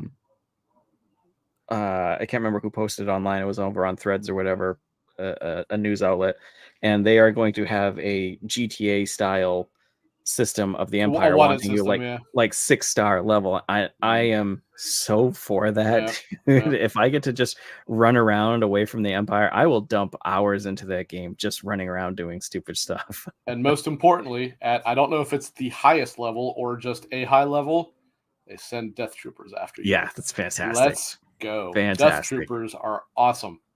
And then for anybody listening, if you want a physical copy of that game, if you pre-order from Target, they did just announce that you do get a steel case from Target only. So that sucks. I guess I don't trust Target to send stuff. I don't either, but I'm like, oh, that I want a steelbook though. Yep. So and there was a couple other games where I don't want to break down every game like we did last time, even though I do. But Stalker 2, phenomenal. Can't wait for it. Another big one for me was Expedition 33. Out of nowhere. I had no idea about it. That's not even the full name. Did you know that? The full name actually has some character. It's like Claire. It's like Loon or something. Something like that. Yeah. Yeah. That one came out of nowhere and immediately jumped to like top. I think it almost universally was considered a lot of people's like surprise game of the show because nobody ever heard of it. Darn Frenchies. Yeah, that looks fantastic. Flight sim with the whole jobs things. I've liked Flight Sim. I don't play it. I think it's fantastic for what it is. But this one showing off like how there's like jobs in it. I'm like really intrigued with it now. Flintlock looks cool. There was a demo up for that one. And Flintlock's out next month in like a month. That's right. They put a demo up. I forgot about that. I got downloaded. Yep. Yeah, it was a couple of, and then I like Starfield. I was they kind of like quickly dropped like, hey, that we were adding in player made things. Here's a patch for you with some new stuff. So that was cool. They showed off Shattered Space. I liked the story of it. I wanted more. I wanted a goddamn ground vehicle. Well, I mean, we know we're getting it. It's just a matter of when. Yeah, so honestly, I think we're going to see more DLC after this. A lot of people think this is the only DLC. Yeah, I I think don't. we'll see more. They've already said they're supporting it for like 5 years. It's like, well, if they're releasing a DLC 1 year after, that's Yeah, probably not the last one. no. And I And mean, the game is clearly made with the intention of they don't have to work too hard to figure out where they can expand it. I mean, there's infinite room to work with. yeah, they showed off State of Decay once again, some gameplay, but no UI. Felt very Looks staged. surprisingly good though. It looks like Yeah, graphically, it I'm looks definitely excited surprisingly for it. good. That's Definitely like excited for it. I don't know if you watched our last community episode on XEP. Logan had asked everybody what they wanted, pie in the sky that was not going to happen, and I specifically said like I know for a fact it's not going to happen, but I want State of Decay and I want it to look like Last of Us, and I realized I didn't exactly convey what I meant very well because he's like, you want it to play like The Last of Us? Like, no, I want mechanically it to work like Right. Last of Us, but I still want all the systems. Right. He goes, okay, that makes a lot more sense. Yeah. And I'll be like, okay, well, I'll be honest with you, that's a hell of a lot closer to what I wanted than I ever thought it would get. Yeah. Will it look like that when it comes out? Who knows? But based on what they showed, that looked pretty high quality.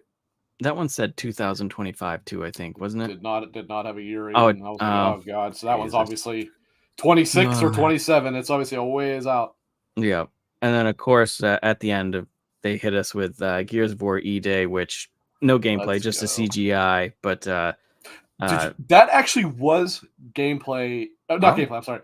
It was in game. What do they call them? Like resources. I guess Jeff Keighley posted something about, oh, this must be a Blur, Blur Studios, one that make those like Halo cutscenes, stuff like that. He said some of that, and like someone someone from what are they called? The Coalition was real quick to go, oh no, this was in-game assets. This was not that was not pre-rendered anything. If someone is going to pull it off, it would be Coalition, I think. Oh yeah. Red Beast says Gears was using assets, so silking it. That's awesome. Yeah, when I heard that, I completely missed that. I'm like, that's interesting. That's fantastic. It not like you said, no gameplay, whatever. Just great story, trailer, and the way it brought in the Mad World song from, I think it was Gears of War 2 that used Mad World. I think Mad World was the first one. It was the first one. Yeah. So bringing that back was fantastic. That was. I know we're all excited for that one for sure. Definitely.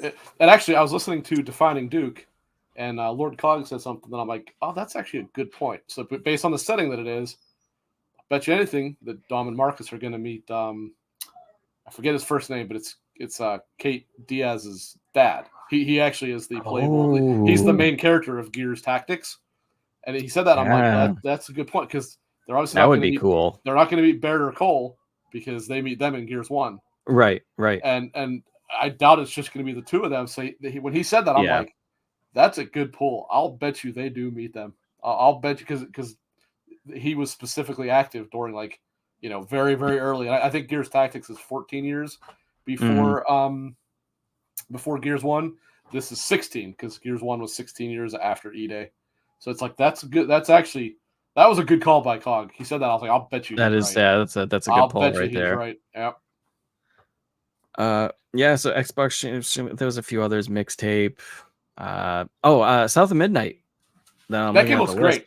I thought it was, when it was first revealed, I was like, cool concept. But the gameplay, now that after seeing, I'm like, holy, this looks really good. And does not play like I expected it to. And no, it looks fantastic. Much brighter than I thought it would be because that original trailer was dark. It was that voodoo-ish guy playing his it was whatever. Very, I don't remember exactly what he was saying, but I think he was talking about some kind of voodoo thing, right? Whatever it was. And but it was really dark colored. It was like dark purples and blacks and stuff like that. Yeah, this was very bright and colorful. Yeah, I honestly, when the gameplay was revealed, I honestly didn't think this was going to be the type of game they were doing with that. I think it was you who mentioned it while we were chatting, while we were watching it, during the videos of the game, or the CGI or whatever of that, was kind of making you sick to your stomach, or some people were saying it was going to give me a headache or sick to my stomach. I think somebody in the XCP Discord or somewhere said that under the accessibility options, you are able to turn off that stuttering type of thing for it. The lower So frame rate of her yeah, animations. yeah. So that should help people out with like the motion sickness or whatever. So that's cool that they're doing that too. Yeah, because like when you watch it, you can see that the game is running. I mean, I don't know if it's 60, but it's definitely running at a normal frame rate, whereas her animations are clearly slowed down. And I was like, I did make a joking mention about getting a headache from it, but I actually wasn't. But because in like Spider-Man, for example, on Miles Morales, specifically, you can turn on a one of his suits or skins there, the Spider-Verse thing, yep, so that it actually will do that. It'll run his animations at 12 FPS as opposed to 30 or 60 or whatever you're playing it at. And I was like, that's actually really cool. It's cool that it's in that, but it is especially jarring when everything around you is moving at a proper pace and he is not. It doesn't quite look right. So knowing that is cool. I'm not saying I'll turn it off, but knowing that if I don't like it, I can. Yeah, it's good that it's there, because I think that would affect a lot of people motion sickness wise and stuff. So it's good it's there. We got the trailer. I was gonna say I like the catfish guy, the big old catfish. Yeah, he was great. Yeah. Definitely excited for that one. A lot more than I was before. Before I was next year. If I'm cool. Is it 25? Is that what it said? Yeah, a good portion of these are 2025, and I think Xbox is really in a good place. They're gonna have a big year next year. No doubt about it. They're gonna have a big year. They still got a good end year. Plus, they got Call of Duty coming. They had the trailer for Dragon Age. The CGI trailer was cool, and then we had the gameplay from EA. Might have been the biggest mistake they ever made was releasing that trailer. It really was. There was a lot of people that was like, "What is this garbage?" Yeah, they had. And then they showed the gameplay, and it's like, okay, that's what we wanted to see. Yeah, they had to release like a quick 10-second gameplay. Like, no, this isn't a hero shooter, because a lot of people were comparing it to it. The gameplay for that looked really good, I thought. Yeah, no, that's actually bumped up to one of my more anticipated games this year. And actually, I meant to tell you before we started, and I forgot. I believe, again, I think it was Wario64 had put, I don't know if it was a Q&A or something like that with some of the developers, and they went into some detail about things. Yeah. They gave a lot more detail about certain things. It's like, okay, I like a lot of what I'm reading here, for sure. Yeah, because apparently, like, so most of the things that people complained about, if it was a complaint that you could take even remotely seriously, was like, oh, well, I wasn't hoping for Diablo, right? But apparently what they said is that you really got to play this quite tactically. It didn't show well in terms of what they were showing, because they were showing the very beginning of the game. Yeah. But they said, like, your placement and stuff like that is going to be very, like, party member placement is going to be very, very important, because I guess sounds like you're going to die pretty quickly, like when you start taking hits and stuff like that. Right. So anybody that wants to know about Dragon Age, definitely go check that out, because it's pretty long. So that's why I'm not really recouping, or rather recapping much of it. But there was a lot of info in there, and it's like, man, a lot of this really, it makes it sound like a more streamlined version of like Origins, which I think is what people combat, which is what I think people want. Yeah. And, I'm definitely interested in it. And like you said, I'm sorry, go ahead. Like you said, there was so much more. I think Shinobi as well over on X or whatever listed a huge maybe that's who it was. Maybe it was Shinobi. Now that you say that, of just like different things, like, oh, there's a pause, there is a tactical feature, there's this, there's that, there's of course they had to say, like, oh, there's going to be sex, there's going to be nudity, which they had to add that in there, which is fantastic. But I was gonna say real quick, they mentioned before that you, I don't know how, but you somehow can create your Inquisitor, or whatever they called them, whatever it was called, your character from Inquisition. Yep. This updated thing said that character actually does play a pretty major role in the story of this, and apparently is in it a good bit. Nice. So it's not just like a minor reference. Like, I guess they play a pretty major role in the story, which is cool. I like that. Yeah, definitely excited for that one. Metal Gear Solid Snake Eater was shown. Looks good. Definitely looks good. Want to see more. That deep dive, they said absolutely nothing, though. Because I was like, okay, did they do the deep dive of that one already? They did. It was I saw it was only like 12 minutes long. I mean, that's interesting. Yeah. They really didn't say anything that they didn't say before already. So it's like, that's kind of. Yeah, they did. They did for some reason. I don't know why they did a deep dive for the World of Warcraft expansions coming, which I don't know why, because the deep dive really didn't say anything, because it was months ago that they had a massive Warcraft showcase and they gave us all the details. And so I'm not really sure why they whatever Yeah, why they yeah, wasted it on that. They should have done a different game, but yeah. what do I know? Yes, that was the showcase. Silken it in chat. Also, Epic Game Store leaks. I know. I didn't even see those. I've seen you guys reference them. I actually didn't even know they leaked So them. it's something else. It's not Epic Game. It was like Epic DB or something like that. And everything is in code names, but people Oh, okay. I knew you were talking about. I didn't realize that was yeah, Epic. Okay. everybody deep diving into it is like Yeah. Final Fantasy 9, Final Fantasy Tactics Mm. is coming. And it breaks it down by each publisher. So like Sega's in there, Bethesda's in there. There's a bunch of other ones, and they're all code names. Right, right. So people are just like trying to speculate, but yeah, just And more. 9, they is were likely. apparently able to. I guess it was Momo or something like that was its code name. They were Yeah. able to attach that's what it was because they found some DLC or something like that is specifically dealing with Final Right. Fantasy 9. So that's how everybody knows what that one is. Oh, God. So yeah, Give so it to I me. think a lot of these games shown at the at Xbox Showcase and Summerfest were also like, oh, by the way, we're going to go in a deeper dive at Gamescom. I think Gamescom is going to be a big one. Xbox usually has a pretty big presence at Gamescom. Yeah, I think that's when we'll get firm release dates on the Indiana Jones, Avowed. Can't be much later. Gamescom is usually beginning of August, so right, if you're releasing on this fall, you gotta can't wait much get it longer out there. than that. Yeah. Rumor on Indie is December, which I know some people hate because that basically makes it that it wouldn't qualify for first quarter next year or whatever. No. It wouldn't qualify for the Game Awards. Yep. Which the reality is, I mean, as good as it looks, I don't think it's gonna get that. You never know. I mean, this is a different. You never know, but yeah, it sucks that like games launch because it happened with the first, not Jedi Survivor. What was the first Jedi game that Respawn did? Fallen Order, but that one came Fallen Order, and that one released like in December, and it was on a lot of people's Game of the Year, but it was like so far back that it kind of like got forgotten about, type of thing. And I don't even think it was at Game Awards. Fallen Order would have really won anything that year anyway, but I don't think so. But yeah, games that are released in December is rough. But yeah, I think something like November 18th is usually the cutoff. So you notice what comes out right before that, so they can make sure they can get in there. The shadows, but yeah, this fall and winter is going to be packed, and we are still going to get games that randomly come out on like PC, Steam. There's always games new week that I never knew about, and then all of a sudden it pops up there, and I was like, oh, this kind of looks cool. So yeah, I mean, there were a ton of little games that they showed that looked like little indies or whatever that looked cool. Yeah, I mean, it looked great. When I was watching the Future Game Show, which actually, to its credit, nobody ever talks about that. That's usually a pretty good show every year. Yeah. There were, and that one typically is maybe multi-console, but it really, or multi-platform, but it really does focus primarily on PC.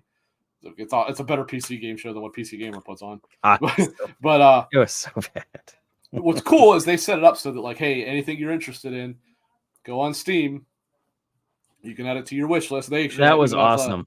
They even have a whole, they have Steam set up a whole future game show thing.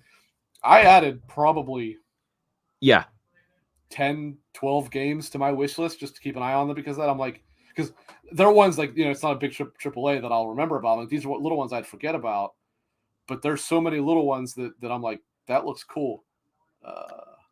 They really integrated the Steam with these showcases because, like you said, I added like 20 games to my wish list because I'm like, that sounds interesting. My wish list is up to like 21 now, and I usually keep it pretty low and curated. Yeah, but I put a lot of stuff on there that I'm like, I know I won't remember about this, but I want to keep an eye on it. Right. Yeah, like one game I totally had forgotten about, but it's on my wish list, thankfully. The Precinct. That looked awesome. That looked cool. When they were showing, like, that actually looks really neat. It looks like old school Grand Theft Auto, except obviously you're the cops. It's fantastic. Yeah. Silkenet said something in chat. Bow Path of the Teal Lotus? B6, I think it says. Oh, is it B? I'll just type in path. Oh, no, you're right. That is an O with an umlaut over it or something. So, sorry, I Path only of the speak Teal American. Lotus. I don't know what that means. Our baguette brother up there. Flow gracefully through a colorful hand-drawn. Okay, you've got me. Hand-drawn 2.5 Yeah, so you said the magic action words for platform. me already. Yep. Well, we'll add this one to the wish list too, and there is a demo. That does actually look really cool, actually. Yeah, so one of our chat members said, check out Bow Path of the Teal Lotus. So if you're into hand-drawn That's Ninetales. action platformer type of thing, definitely check it out because that does look pretty cool. Yeah, that looks awesome. It has a very Nine Souls art style to it. Yeah, I that's another game that's on my Yeah, wish list. you got to to play get that to. one. That game's Definitely want to get to that. play it again. But that game's really good. Yeah, so I think that kind of covers it. So I guess I'll go to you. What it's so hard picking one. Out of all of them, what are your top ones? Maybe top 3 we'll go fix. I don't know if there's a top one that's coming out soonish, I guess. I was gonna say, I'll set the rule that it has to be. They had to have shown gameplay, so I'm not gonna or definitely with gameplay. gameplay. So even though they did show probably gameplay in State of Decay, yeah, I'm not gonna count that, right? As well as it has to be something that we saw, something that we didn't see before, right? So like Shadows, like I'm not gonna count Shadows. I would say Shadows if you want. Well, Shadows is up there, but I'm saying on this show, I'm not gonna do it. So I'll say South of Midnight definitely up there. I would like to put Gears, but by my own stupid rules, I can't pick Gears. Oh boy. And it's not just that. Not to interrupt you, but it's not just this showcase. It's not just Xbox. It's the whole grand scheme. Yeah. But I can't remember. So, okay. Well, if we're gonna take everything, then I can do Shadows, so we're gonna put that on there. Because if we're gonna take all of them, then I can count what was shown at Ubisoft, where they really showed off gameplay. Because we definitely count. Yeah. It's tough to narrow down otherwise. Because there's honestly, I mean, everybody knows I'm pretty critical of Xbox. I like Xbox, but I criticize them all the time. I criticize PlayStation all the time too. But I don't have a whole lot to complain about with this show. Before I pick my last one, because I'm going to think about it while I talk. My one complaint, if I want to call it that, we'll say criticism as opposed to complaint. I don't say too many. A lot of things without even any kind of window, and that's a little disappointing. Like it would have been nice to at least see 2026 for State of Decay. 2026 for not Perfect Dark. Perfect Dark's probably 2028 at this point, but something like that. But so for the last one, Stalker's definitely up there. But I've been watching that for a long time, so it's not like that's anything new. You know what I mean? Like that's been on the list. I'm trying to go more with like stuff that really newish or whatever, come out of the blue, or I didn't know how it played necessarily until today. So even though it looks great, I'm not going to use French fantasy, French fantasy. I'm not going to use that one. Go ahead and pick yours. I'm going to think about the last one. So I think, oh God, I was just thinking about it, and I'm just looking at just the Xbox, and there's like 3 games right there. Never mind everything else.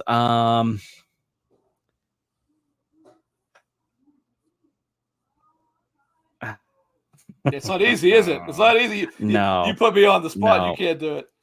Because for me, it was shown at Summerfest. Delta Force has to be on there somewhere, but I don't know where. Because I think that campaign is going to be great, and I think that multiplayer, or I hope to God that multiplayer is Battlefield-esque. And from some videos that we've seen, it is Battlefield-esque. So let's go with, God, if there's only 3. Let's go with Delta Force at 3, because I think that's out this fall. I'm going to cheat and give 4, but go ahead. Okay. All right. Delta Force is 4. And is it just games that are coming out soon, or just like in general coming out next year too? The rule that I set was it has to have shown something we haven't seen before. So like, Okay, even though for me, Metal Gear Solid 3 is automatically there, I'm not going to use that because I know that game like the back of my hand. we just know, yeah, we just know. Right, so I'm not going to use that. Yep. But no, it has to be something. It has to have shown actual gameplay. So Gears cannot count, even though it was gameplay assets. It was not gameplay, and it has to have shown something new gameplay wise for you. That's kind of the rules that I set. You don't have to follow them. That's the rules I set for myself. No, I think those are good rules to live by. I approve. So yeah, Delta Force at 4. I think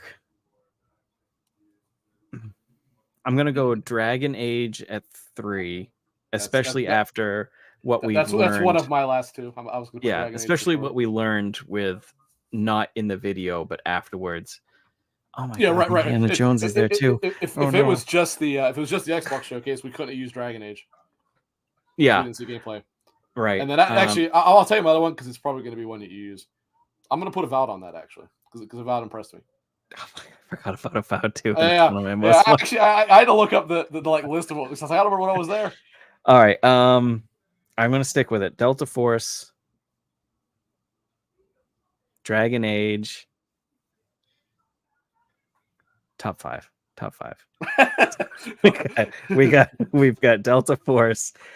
All right, I've got it now. Delta Force, Dragon Age, Avowed, Indiana Jones, Doom. So I know. I have to add another one now? 10 minutes from now, I'm gonna be like, shit, I forgot about that game. That needs to be on there. yeah. I mean, I'm just looking at. Well, okay. So if we're gonna add 5, I'll add Outlaws to that as my other one. Oh my god. How did I forget one of my most wanted games this year? It really was hard to narrow it down. Using really only 3 shows primarily, which was obviously Xbox, Ubisoft, and what was that, the Summer Game Fest, like, because, well, you know what, the PlayStation Showcase almost has to count, and that's Astrobot would qualify. That would be about the only one, but that would be the only one. I'm gonna stick with the 5 I got. Which I forget what I said. I said in no particular order. I said Shadows, Avowed. What else did I say? I gotta take Dragon Age out. Dragon Age for me. I gotta take mine out because I have to have Outlaws in there. So I forgot my list already. Avowed. Also, neither one of us put Doom, and technically Doom showed gameplay. No, I said Doom. I did say Doom. Oh, did you? I didn't. And Indie. I did say Doom. I said Delta Force. I don't think you did. I don't think you said Doom. I think it's the Delta Force. Oh my god! I'm writing mine down so I don't forget. Unscripted for the win right here, folks. Yes. All right. Avowed. Delta Force 5. Outlaws has to be on there. But I really want Delta Force, but Outlaws has to be on there. What's the other one I'm forgetting? I don't know. Well, I guess kind of like you, because we know Metal Gear Solid story. We don't know Outlaw's story. All right. My final answer, I'm going to have to lose Delta Force. Dragon Age. Dragon Age, Avowed, Doom, Indie, Outlaws. I forget what my other game was, but I got Avowed, Outlaws, Shadows, and Dragon Age. And I don't remember what the other one was. Was it Astrobot? No. I just said that technically would count for this, but I didn't put it on it. Damn it! I mean, Expedition 33. No, I said I wasn't using that one specifically because we didn't really see a whole lot of gameplay. But you're right, that one would qualify because we did get some gameplay.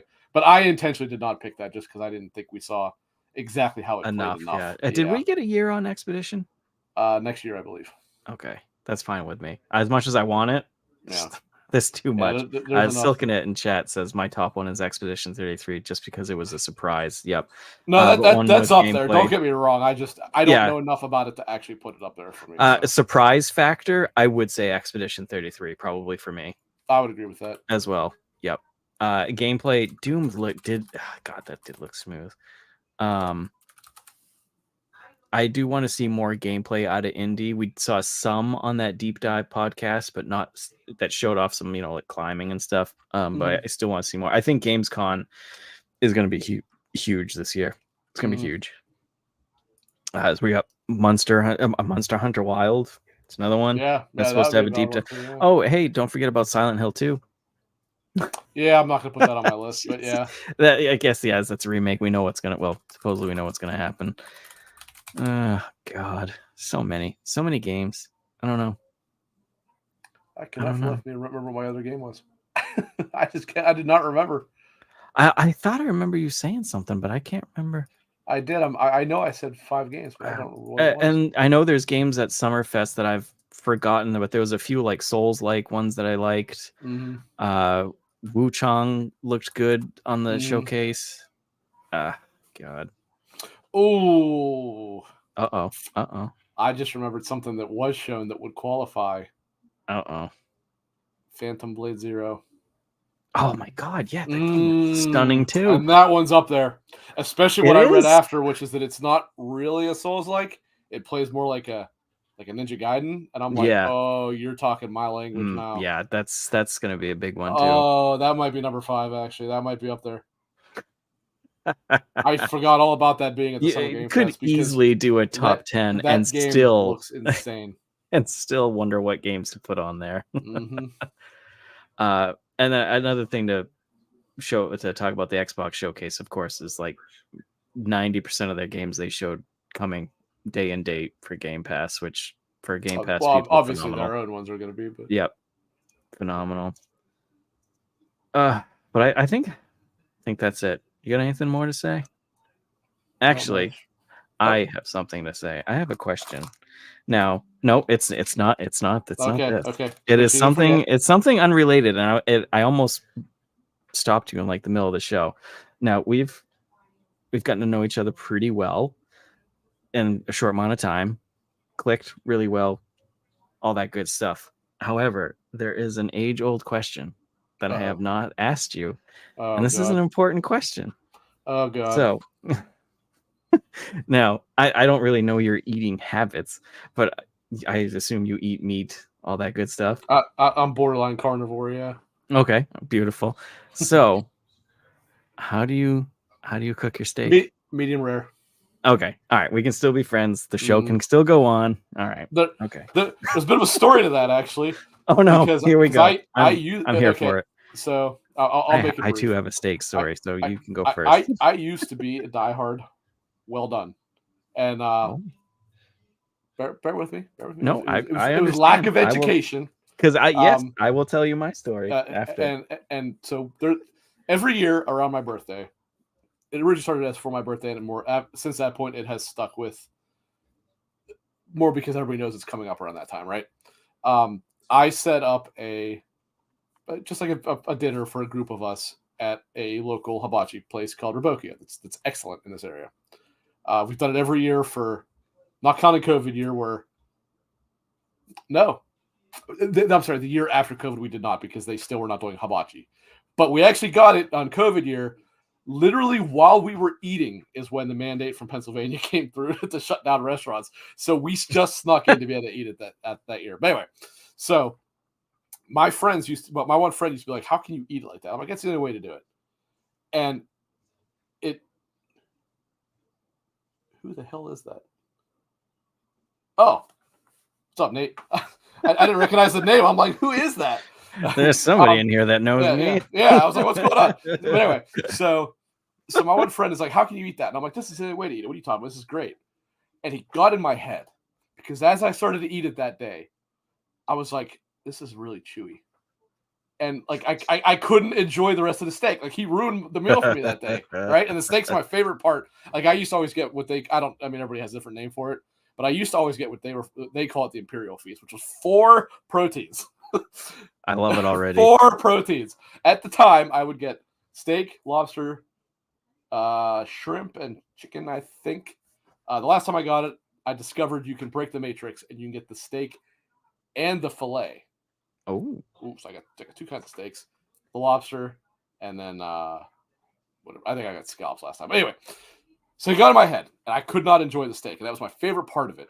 So I was like, all right, I'm gonna try this. So next time, it took a year, but next time I tried medium rare. Not medium rare, medium well. Like, yeah, that's way better. I was like, okay. This time I didn't wait a whole year, but next time I went and got a steak, I tried it medium. I'm like, oh, this is perfect. This is exactly what I want. And I kept going that way for a while until I noticed that sometimes, occasionally, people would slightly overcook it. Yep. So I was like, all right, I'll go medium rare, but I will never, ever, and I stand by this, I will never go any less than that. But I'm like, okay, medium rare is perfect. Yep. And if they overdo it, usually it's no more than medium, so it's still good. Yep, exactly. Yeah, that's how I always do too. That's my steak story. My steak story is I hated steak for years because both my parents loved it as tough as a boot. So they would like put it on top of it. My mom, usually a good cook with most things, not steak. They would put it on a skillet with like no salt, no pepper, and just you might as well scrape it off the concrete. Pretty much. They would cook that thing till it was just leather and smack on the plate with some mashed potatoes. And it's like, I hate this. And so I always, and that was from when I was a very young kid. So that was ingrained in my head, like, this is how steak is. There was no other ways to have it. So I thought this is just how it was. So I didn't eat steak until I was probably in my early 20s. And I was out with friends and they were ordering steaks and they were all ordering it different ways. And I was like, whatever. And then like they were you couldn't be the chicken strip guy, right? Right. Yeah, exactly. I didn't get steak, but I can't remember what I got. But they were like cutting it and they're like, oh man, this is so good. And they're like, do you like steak? And I was like, no, it's fucking terrible because I've had it like this and and they're like, no, have it like this. And someone gave me a cut of like medium rare, seasoned, and I was like, I have been missing out for so long. So yeah, and now I love steak. But I had steak salad tonight. But if you get a good steak that's cooked right, there aren't a whole lot of things that are better, man. No, God, and it's not to keep going on, but yeah, it's one of the easiest foods to make too. Just throw some salt and pepper on there, some other seasonings or whatever. 4 minutes on each side, if that. Good to go. All right. Okay. On to I just had to ask that question. On to Silk and its favorite part. You can go first. The trademarked fortune telling. So how does this work? Do I just read it or what? You just open it up, read it. You can eat at the same time. You can. I'll eat after. I'll eat it after. Okay. All right. You don't hear me crunching. All right, Silking it. Accept the affections offered to you. They are sincere. In bed. All right. Not bad. Not bad. Mine only has one. It does not have two. So empty. Yeah, I think usually mine only has one too. Okay, some of them have them on both sides. I gotta remember not to open these over my keyboard too. No, we don't want lottery numbers.